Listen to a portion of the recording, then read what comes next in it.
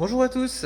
Alors l'heure est venue de vous faire la première vidéo de la chaîne. Donc c'est dans le vif du sujet. On attaque avec le godet multifonction. Donc c'est une réalisation qui m'a pris pas mal de temps, hein. Donc ça a duré pratiquement un an. Il faut savoir que je l'ai fait uniquement en heure perdue, hein. J'ai mis aucun chantier en pause pour le faire, hein. Donc c'était vraiment sur des temps libres. Voilà. Donc il m'a pas coûté de temps. C'est ce que je veux dire. Donc le format de vidéo va être un petit peu spécial. C'est-à-dire que quand j'ai commencé à bricoler ce godet, je ne pensais pas créer une chaîne YouTube. Donc en fait j'ai fait très peu de vidéos, voire pas du tout. Va y avoir toute une partie sur un diaporama photo, de la réalisation. Bon, sur la fin de fabrication, je vous ai fait quand même quelques vidéos. Et j'espère que ça vous plaira. Avant de commencer, je tiens à remercier David Forge qui a parlé de moi dans son direct, et je lui dois un excellent démarrage de la chaîne, hein. Plus de 140 abonnés en même pas 15 jours de création, juste pour la vidéo de présentation, c'est vraiment excellent, hein. Donc merci David, hein. Et puis on lui doit aussi la création de cette chaîne-là, hein, je pense. Parce qu'on s'est vu début janvier, on a beaucoup discuté mécanique, agriculture, enfin voilà, tous ces trucs-là. Et je pensais pas spécialement faire de chaîne, et c'est un petit peu lui qui m'a décidé, en voyant mes bricolages, qui m'a un petit peu décidé à faire ça, hein, et à vous en parler. Voilà, donc merci David, et puis à bientôt pour de nouvelles discussions, rencontres, etc. Donc voilà le résultat fini. J'ai refait pas mal de trucs dessus, hein. Donc en fait j'ai gardé la griffe, le grappin. J'ai redressé toutes les dents, quasiment toutes les dents une par une, en chauffant à rouge avec une grosse clé à molette. On a encore des petites traces, voilà, celle-là elle est encore un petit peu tordue, j'ai pas réussi à la remettre complètement droit. Mais bon, à la fin on a un résultat plus que correct.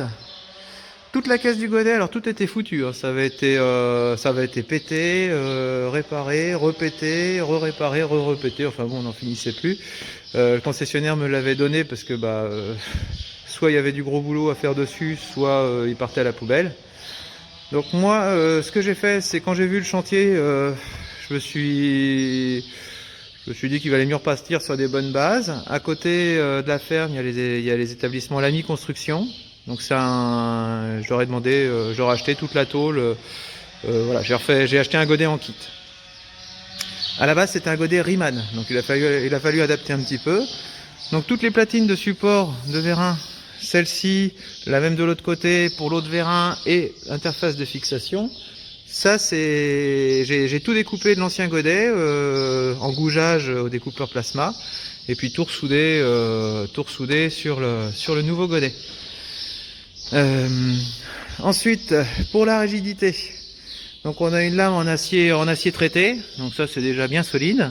Ensuite, ça c'est une exclusivité Lamy, ils ont une vague d'entrée qui est très prononcée. Des fois c'est un peu compliqué pour les fins de tas, ça a du mal à monter dedans, mais au moins c'est indestructible, ça bouge pas. Surtout que par en dessous, on a une contre-vague qui est soudée, donc c'est un fer à plat qui vient rigidifier la vague, un petit espace creux à l'intérieur, enfin c'est du solide, hein. À ça, donc j'ai fait encore plus solide, j'ai rajouté une nervure intermédiaire. Ça c'est une option qui n'existe pas sur ce modèle là, que ce soit chez Lamy ou Riemann, faut taper dans les gros modèles.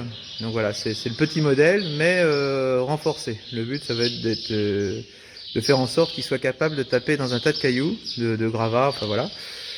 Donc à l'avenir, j'exclus pas non plus de lui souder des doigts TP sur la lame. Afin de rigidifier l'ensemble, donc au début je voulais faire des équerres qui prendraient la force d'appui ici et pareil en bas, mais sur la tôle meuble, enfin même si c'est de l'acier assez résistant, ça me plaisait pas trop, surtout que j'ai la nervure centrale. Donc en fait, je me suis amusé, je sais pas si on voit bien, à faire une grande barre qui prend les deux bras dans le travers, ça fait 2 cm d'épais, et du coup ça vient pousser en plein sur la nervure centrale. Donc en force de pousser, on peut pas être mieux. Sinon, quoi dire d'autre? Les vérins, bah, les vérins, c'est des neufs, hein. Ceux d'origine étaient irrécupérables, hein. Il y en avait un qui était tordu et le deuxième était pas le même. Alors, celui qui était d'origine, impossible de savoir. C'est une course asymétrique, c'est-à-dire que la tige du vérin a une allonge moins longue que la taille du fût. Alors soit on faisait un vérin sur mesure et du coup ça coûtait pratiquement 400 euros, plus de 400 euros le vérin. Donc moi j'ai pris du vérin standard que j'ai acheté pour à peine 300 euros les deux. Et je les ai démontés. Et à l'intérieur, j'ai des photos. J'ai mis une grande bague pour brider la détente. Voilà. Et puis j'ai mis une plaque pour éviter qu'il y ait des branchages, des gravats qui tombent dedans. Sinon, d'origine, il y avait un système de réglage. Ça sert à rien. En général, tous ceux qui l'ont, j'ai vu qu'ils le soudaient, donc je l'ai soudé. Je me suis un petit peu embêté parce que j'ai soudé un peu trop vite et les vérins, je pensais mettre des rotules au bout. Sauf que le vérin équipé directement avec une tête soudée était moins cher. Donc à la fin, il a fallu que je rechauffe tout ça pour écarter et laisser la place au vérin de passer. Donc les axes, ils sont bridés, hein, c'est du fait maison, c'est du solide, hein, c'est fait dans des barres, dans de l'arbre, dans de l'acier étiré, hein, donc niveau résistance on est plutôt top. Donc là c'est fini, il va me rester les flexibles à attacher. Hein, on va mettre des petits supports en PVC, là ça va être joli. Et puis pratique.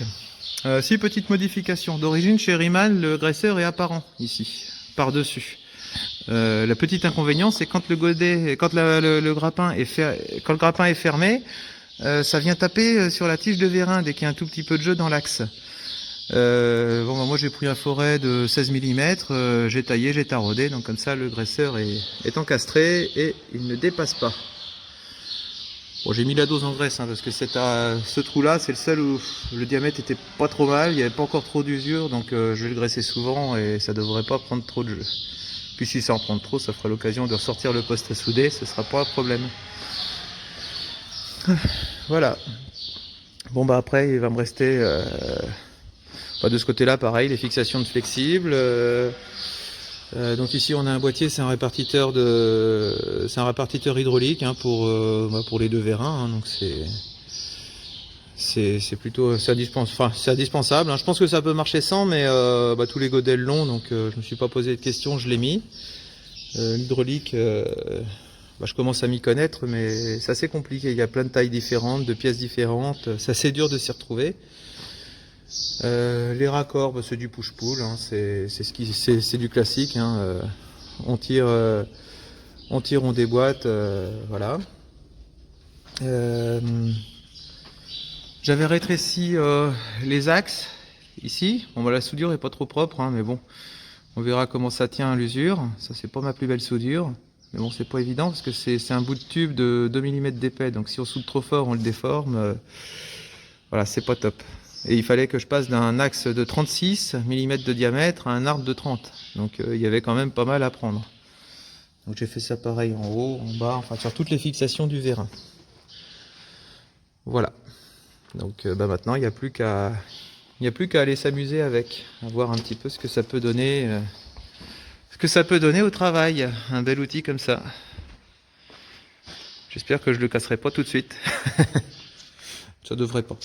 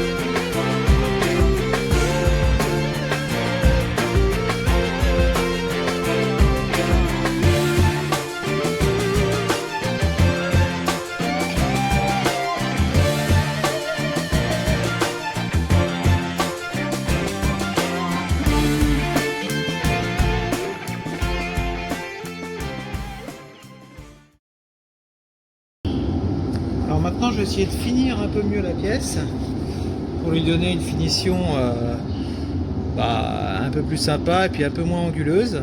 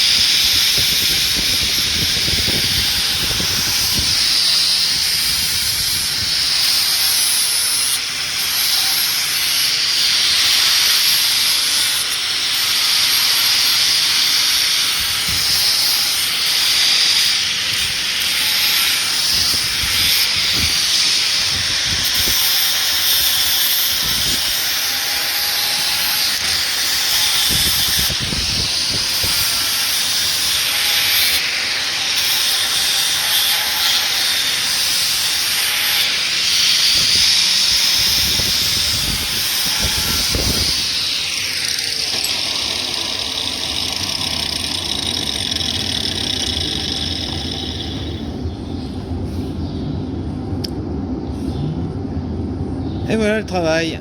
Donc il n'y a plus qu'à la souder dans le bout de l'axe du vérin.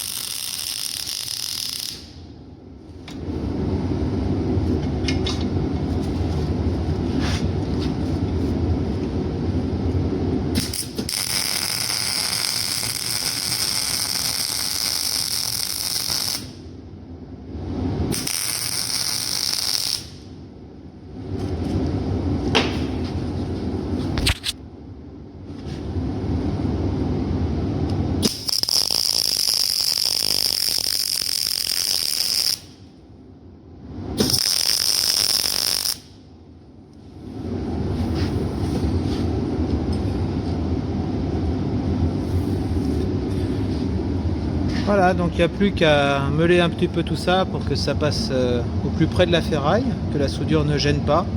Enfin, l'essentiel, c'est que la soudure soit bien rentrée à cœur au niveau du chanfrein.